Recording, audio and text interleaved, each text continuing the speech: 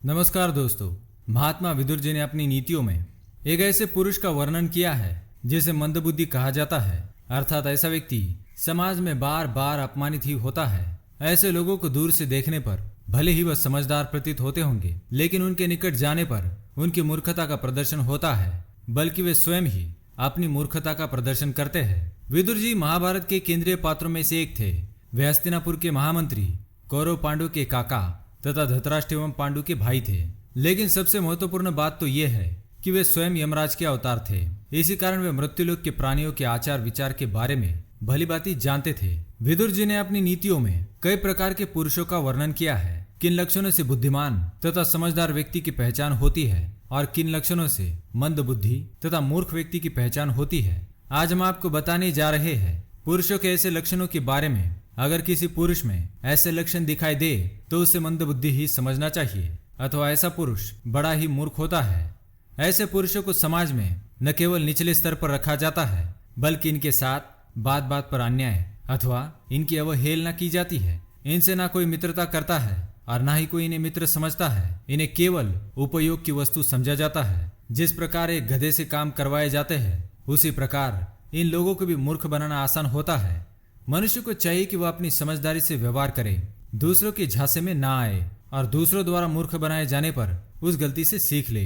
क्योंकि इस समाज में अगर आप एक मंदबुद्धि मनुष्य बनकर रहेंगे तो लोग आपका फायदा तो उठा ही लेंगे, साथ ही आपको कांटों की तरह चुभने वाली बातें कहकर धुतकारते रहेंगे। इसलिए अगर आपके भी साथ ऐसा समय समय पर होता है तो विदुर जी की नीति अवश्य ध्यान में रखें। आइए जान लेते हैं मंदबुद्धि व्यक्ति के लक्षण। सबसे पहला लक्षण, बिना सोचे विश्वास करना। एक मंदबुद्धि व्यक्ति में यह लक्षण होता है कि वह बिना सोचे ही किसी की भी बातों पर विश्वास कर लेता है। इन्हें मूर्ख बनाना अथवा दूसरों के खिलाफ भड़काना बड़ा ही आसान होता है। कोई भी व्यक्ति इन्हें झूठ कहकर दूसरों के विरुद्ध आसानी से भड़का सकता है और ये उनकी बातें सुनकर वैसा करते भी हैं जैसे पत्नी की बातें सुनकर पुरुष भाई बंधुओं के विरुद्ध हो जाते हैं। ऐसे पुरुषों को मंदबुद्धि ही कहा जाता है। दूसरी बात, अति हाव भाव। दूसरा लक्षण यह है कि मूर्ख व्यक्ति बातें करते समय अपने शरीर को बहुत ज्यादा हिलाता है। अर्थात जो बात केवल मुंह से कहनी है उसे अपने इशारों से भी कहने लगता है। मनुष्य को बात करते समय अधिक हाव भाव नहीं दिखाने चाहिए अथवा हाथों से अधिक इशारे नहीं करने चाहिए। इससे उसकी मूर्खता का प्रदर्शन होता है। तीसरी बात, दूसरों के काम करना। एक मंदबुद्धि मनुष्य दूसरों को आवश्यकता न पड़ने पर भी उनके काम में हाथ डालता है अथवा दूसरों की मदद करने चला जाता है। ऐसे व्यक्ति का समाज मंदबुद्धि समझकर ही इस्तेमाल करता है। जैसे किसी स्त्री को आवश्यकता न होने पर भी कई पुरुष उनसे प्रशंसा पाने के लिए उनके आगे पीछे घूमते रहते हैं। ऐसे पुरुष सम्मान तो नहीं पाते, लेकिन इनके पीठ पीछे इन्हें मूर्ख की उपाधि अवश्य मिलती है। चौथा लक्षण, शीघ्रकोपी। शीघ्रकोपी अर्थात तुरंत क्रोध करने वाला। एक मंदबुद्धि को यह समझ नहीं होती कि उसे किस बात पर क्रोध करना चाहिए और किस पर नहीं। वो छोटी छोटी बात पर चिढ़ जाता है और दूसरों द्वारा कहने पर क्रोध करने लगता है। कहने का तात्पर्य है कि मूर्ख व्यक्ति दूसरों के हाथ की कठपुतली होता है। पांचवी बात, अपनों का त्याग करना। मंदबुद्धि मनुष्य दूसरों के कहने पर अपने ही परिवार के लोगों पर संशय करता है अथवा दूसरों द्वारा भड़काने पर अपनों के साथ ही शत्रुता करता है।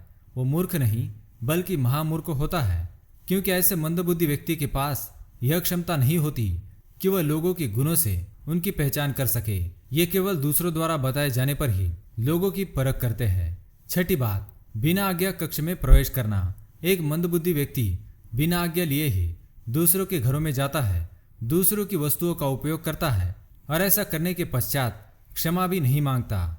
मूर्ख व्यक्ति इसी कारण बार बार दूसरों द्वारा अपमानित होता है, लेकिन फिर भी वह यह गलती बार बार करता है। एक बुद्धिमान पुरुष बिना आज्ञा लिए दूसरों के आसन पर, वाहन पर नहीं बैठता, दूसरों की चीजों का इस्तेमाल नहीं करता और भूलवश ऐसा होने पर क्षमा मांग लेता है। तो दोस्तों, ये थे मंदबुद्धि एवं मूर्ख व्यक्ति के लक्षण। क्या आपका सामना ऐसे व्यक्ति से हुआ है?